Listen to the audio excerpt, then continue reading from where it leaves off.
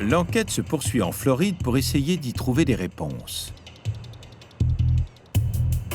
Chaque année, en février, des centaines de milliers de requins bordés affluent sur la péninsule. C'est le plus grand rassemblement de requins au monde. Regardez, il y a une nageoire qui dépasse.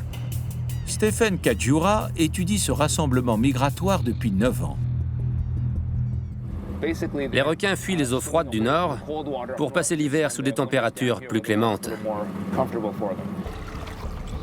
De minuscules balises acoustiques lui permettent de suivre les requins à la trace. C'est ainsi qu'il a remarqué un phénomène surprenant. L'arrivée des requins bordés s'accompagne d'une hausse des signalements de grands prédateurs. Je ne pense pas qu'il s'agisse d'une coïncidence. Si les requins bordés s'approchent autour de la côte, c'est probablement pour échapper à certains de leurs propres prédateurs.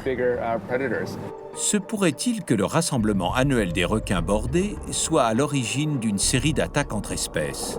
Avec la collaboration de Yanis Papastamathew et de Mike Hightouse de l'Université de Floride, Ils sont vraiment pas loin du rivage. l'équipe s'apprête à mener une nouvelle étude.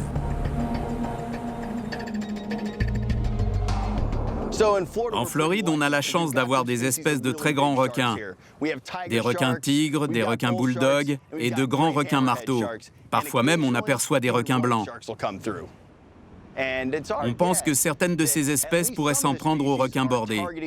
Pour eux, c'est de la nourriture facile. Quelques jours plus tôt, l'équipe a filmé les suites d'une attaque. Un requin marteau de 3,50 m en train d'emporter un requin bordé dans sa gueule avant de devoir le céder à un autre requin marteau supérieur en taille. C'est un aperçu sidérant de la prédation entre requins qui s'opère sous la surface.